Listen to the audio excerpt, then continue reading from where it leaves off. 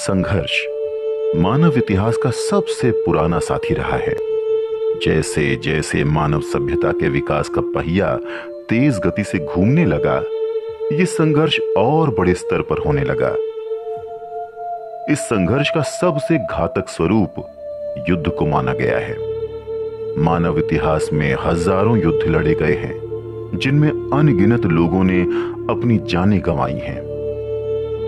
इन युद्धों की वजह से कभी किसी की विस्तारवादी नीति नहीं रही, तो कभी किसी सन की तानाशाह की सत्ता की लालसा। इनमें से अधिकतर युद्ध किन्हीं दो शासकों के बीच हुए हैं, लेकिन इतिहास में कुछ ऐसे युद्ध भी हुए हैं जिनसे दुनिया का कोई भी देश और नागरिक अछूता नहीं रहा। मानव सभ्यता के इतिहास में लगे इस खूनी धब्बे के जिम्मेदार दुनिया भर के देश थे, जिसका भुगतान 6 करोड़ से भी अधिक लोगों ने अपनी जान गंवाकर किया। प्रथम विश्व युद्ध के बाद दुनिया भर के राजनीतिक विश्लेषकों ने अगले युद्ध की संभावना जतानी शुरू कर दी थी। जैसा कि डच दार्शनिक बरूच स्पिनोजा ने कहा था कि शांति 2 युद्धों के बीच का एक समय अंतराल मात्र है।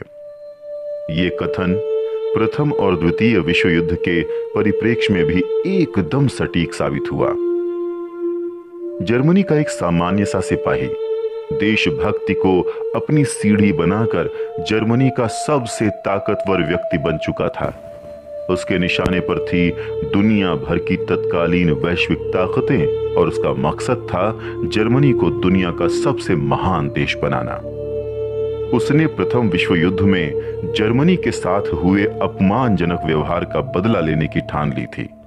उस वक्त शायद ही किसी ने यह अनुमान लगाया होगा कि ये व्यक्ति मानव इतिहास की सबसे बड़ी त्रासदी का कारण बनेगा।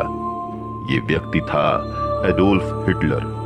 हिटलर को दुनिया के सबसे क्रूर तानाशाहों में से एक माना जाता है। प्रथम विश्व युद्ध के बाद जर्मनी को वॉर्सो की संधि में कई सारे अपमानजनक अनुबंधों को मानना पड़ा।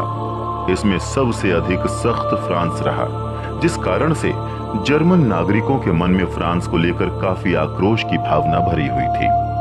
हिटलर ने सत्ता हासिल करने के लिए इसका इस्तेमाल किया और सत्ता हासिल करके दुनिया को बेहद बड़ी त्रासदी के मुंह में ढकेल दिया।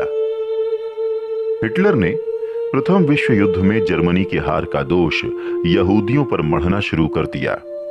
बहुत तेजी से यह मामूली सिपाही जर्मनी के सर्वोच्च पद पर जा बैठा था।